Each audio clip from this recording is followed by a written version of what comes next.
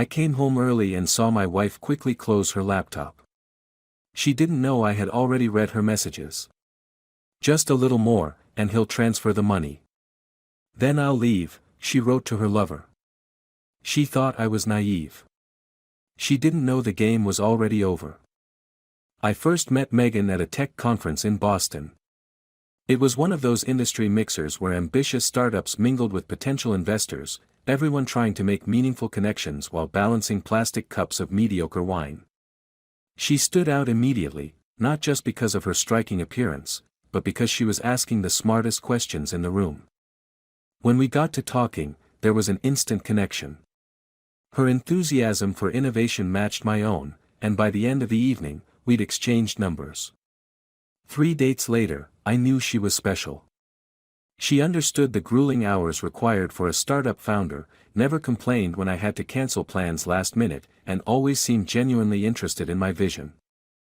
"I believe in what you're building, Alex," she'd say, her eyes lighting up as I explained my latest breakthrough. "You're going to change the industry." Those words meant everything to me. While other relationships had crumbled under the weight of my ambition, Megan embraced it. She became my rock, my confidant, my biggest supporter. 7 years flew by. We moved from my cramped Cambridge apartment to a spacious house in the suburbs. My company, Neuratech, gained traction, attracting interest from major players in Silicon Valley. Through sleepless nights and nail-biting investor meetings, Megan was there, steady and supportive. "We're in this together," she would say, massaging my shoulders after particularly stressful days. "Your success is our success." I proposed on the same day I received the acquisition offer. It seemed fitting, the culmination of years of hard work, both in business and in love. The wedding was small but perfect. In my vows, I thanked her for believing in me when no one else did. When the acquisition finally went through, I received almost $8 million after taxes. It was surreal, more money than I'd ever imagined having. Megan and I celebrated with champagne on our back deck, planning our future under the stars. "You know what you should do with some of that money," she said, tracing patterns on my palm. "Start something new. Something even bigger." Her confidence in me never wavered. A month later, she came to me with research she'd compiled, market analyses for potential new ventures. "I've been thinking about this," she said, spreading printouts across our dining table. "A sustainable energy solution for residential buildings. The market is ready for disruption, and with your expertise in systems integration, you could create something revolutionary." Her excitement was contagious. The idea was solid, combining innovation with practical application, exactly the kind of project I loved. We stayed up until dawn discussing possibilities, sketching preliminary designs, mapping out potential partnerships. "I want to be part of this," she said, her eyes bright with anticipation. "Not just supporting from the sidelines. I want to help build it." After everything she'd done for me, how could I refuse? I established a new company, transferred funds to a business account, and began the groundwork for our joint venture. Megan took charge of the administrative side while I focused on development and networking. "We should have a joint account for business expenses," she suggested one evening. "It'll make tracking everything so much easier." It made perfect sense. I opened the account and transferred nearly $1 million, our operating budget for the first year. Megan handled the paperwork, setting up our office space and hiring our first employees. Everything was running smoothly, our dream taking shape before our eyes. Then came the text notification that changed everything. I was using Megan's tablet to look up a restaurant for our anniversary dinner when a message preview appeared at the top of the screen. "From Jason, how much longer? I found the perfect place in Malibu. As soon as he transfers everything, we can file the papers." My first thought was that it must be some kind of mistake. Perhaps a message meant for someone else, or a joke I wasn't understanding. But something cold settled in my stomach as I tapped the notification. The message thread opened, revealing months of conversation between my wife and someone named Jason. I scrolled through, my hands growing numb. As soon as he transfers all the money, we can file for divorce. My lawyer says with California's community property laws, I'm entitled to half of everything. The new business is perfect. Since your name is on all the paperwork, we can control the funds completely. He has no idea. He trusts me completely. It's almost too easy. Photographs were exchanged, intimate ones. Plans were made.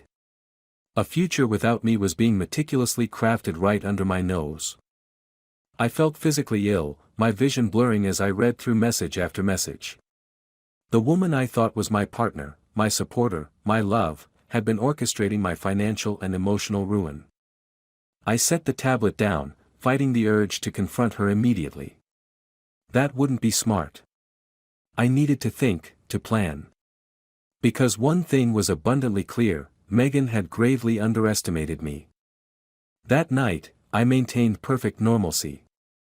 I kissed her hello when she returned from her yoga class, asked about her day, suggested we order takeout. Inside, I was strategizing, calculating, planning my countermove. The next morning, I called in sick to our office and visited my personal attorney, an old college friend named Michael who had helped structure the acquisition deal. I need your complete discretion, I told him, sliding the printed screenshots across his desk. His expression darkened as he read. Jesus, Alex. I'm so sorry. I need to protect myself. Legally, financially, completely. What are my options? We spent hours reviewing my exposure. The joint business account was vulnerable, but the bulk of my acquisition money was still in my personal accounts. The house was owned by my holding company, a tax strategy Michael had recommended years ago. The new business was trickier. She's listed as an officer, but the operating agreement gives you controlling interest, Michael explained. We need to move quickly before she realizes you know. Over the next 3 days, I executed our plan with surgical precision. I opened a new business account at a different bank and transferred all funds from the joint account. I changed administrative access codes to all company systems. I documented every conversation, backed up every incriminating message. Meanwhile, I played the oblivious husband perfectly. I brought her coffee in bed, kissed her goodbye each morning, texted her sweet nothings throughout the day. All while dismantling her plan piece by piece. I've been thinking, I told her casually over dinner. I want to make a substantial transfer to the business account. Really accelerate our growth.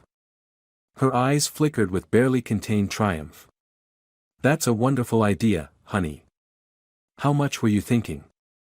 The full remaining balance from the acquisition. Around 6 million. She nearly choked on her wine. Are you sure? That's a lot to risk on a new venture. I trust us, I said, reaching for her hand. Don't you? She squeezed my fingers, her smile not quite reaching her eyes. Of course.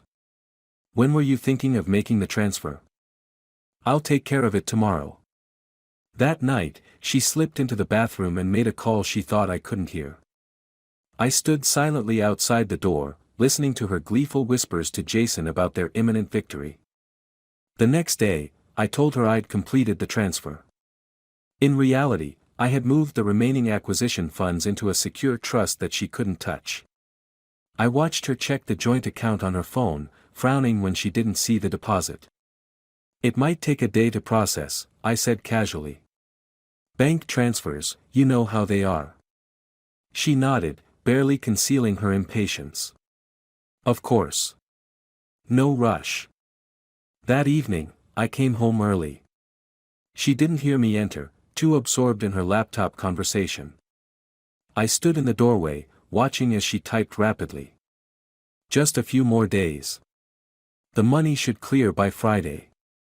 I'll file the papers Monday morning. When she finally sensed my presence, she slammed the laptop shut, plastering on a smile that now seemed so obviously fake. You're home early. I was just checking some vendor quotes. I nodded, smiling back. Anything interesting? Nothing that can't wait, she said, standing to kiss my cheek. Dinner? Actually, I said calmly, I need to talk to you about something important. Her expression shifted, concern replacing the false cheer. Is everything okay? Why don't you sit down, I suggested, pouring myself a whiskey from the bar cart. Drink? She declined, perching nervously on the edge of the sofa. I sat across from her, savoring the moment. I went to the bank today, I began, watching her face carefully. There seems to be a problem with our business account. She frowned, the perfect picture of innocent confusion. What kind of problem? All the money is gone. The color drained from her face. What? That's impossible. How could that happen? I shrugged, sipping my whiskey. I moved it. Her expression froze, then crumbled as realization dawned. You, what? Why would you do that? I also froze your personal cards. And removed your access to the company systems. And filed for divorce. She stared at me, speechless, her mouth opening and closing like a fish out of water. You should check your phone, I suggested.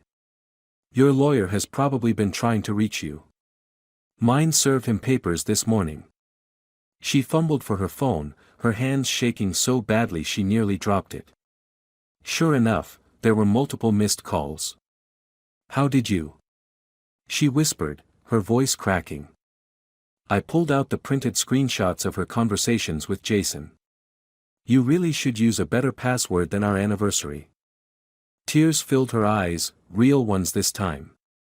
Alex, please, it's not what you think. Actually, it's exactly what I think. You were planning to steal my money and run off with Jason. But here's what you didn't know. I leaned forward, holding her gaze. The game was over before you even started playing. She broke down then, sobbing about love and mistakes and second chances. I listened impassively, feeling nothing but a cold satisfaction as her carefully constructed scheme collapsed around her. Your things have been packed, I said when her tears subsided. A car will take you wherever you want to go. The divorce papers need your signature. The settlement is generous, $50,000. More than you deserve. 50,000, she gasped. But I'm entitled to half of everything. I smiled thinly. You're entitled to nothing. The prenup you signed limits your claim to assets acquired during marriage. My lawyers have documentation showing every dollar of the business came from premarital funds. You can fight it, but you'll lose, and you'll end up with nothing. She tried several more tactics, seduction, threats, more tears, but I remained unmoved. Finally, defeated, she signed the papers. What about Jason? I asked casually as she gathered her purse, ready to leave. Her bitter laugh held no humor. He stopped answering my calls the minute I told him there was no money coming. I nodded, unsurprised. Your car is waiting. As she walked to the door, she turned back one last time. Was any of it real? Did you ever actually love me? The question hung in the air between us, heavy with 7 years of what I thought had been genuine connection. I did, I answered honestly. Every moment. That's what you counted on, isn't it? The door closed behind her with a soft click that somehow felt more final than a slam would have. I stood alone in the silence of my home, whiskey in hand, victory hollow in my chest. I had won, completely and utterly. I had protected my assets, exposed her betrayal, executed a flawless counter-strategy. So why didn't it feel like winning? 6 months later, my new company launched its first prototype to enthusiastic industry reviews. I hired a team I could trust, people vetted thoroughly for their expertise and integrity. The business thrived, my bank account grew, my professional reputation soared. I heard through mutual friends that Megan was living in a small apartment in San Diego, working as an administrative assistant at an insurance company. Jason had apparently moved on to another wealthy target. Sometimes I wondered if she regretted her choices, if she ever thought about what could have been if she'd been genuine. People often asked if I was dating again. I always gave the same answer: I'm focused on building something that can't betray me. At night, in the quiet moments before sleep, I sometimes replay those 7 years, searching for signs I missed, red flags I ignored. There must have been clues, warnings I was too blinded by love to see. Or perhaps she was simply that good at deception, a master manipulator who saw me as nothing but a means to an end. Either way, I learned a valuable lesson: trust, like all investments, requires due diligence. And sometimes, the greatest revenge isn't destruction, but simply walking away intact. The game may be over, but the victory still feels incomplete. Perhaps that's the nature of betrayal: it leaves wounds that money and revenge can't fully heal. But I'm still standing. Still building. Still moving forward. And in the end, that's what matters most. A year after the divorce was finalized, I received an unexpected email from Megan. I almost deleted it without reading, but curiosity got the better of me. "I know I'm the last person you want to hear from," she wrote. "But I need to say this, even if you never respond. I'm sorry. Not just for what I did, but for who I was. Therapy is teaching me about my own brokenness. I don't expect forgiveness. I just wanted you to know that I recognize the pain I caused. You deserved better." I closed the email without replying. What was there to say? Her apology changed nothing. Yet in the weeks that followed, I found myself thinking about it more than I cared to admit. Then came the news that truly shook me. Jason, her former lover and co-conspirator, had been arrested for defrauding 3 other women using the same playbook. According to the news reports, he'd convinced them to invest in fictional business ventures, then disappeared with their money. The prosecutors were seeking other victims to come forward.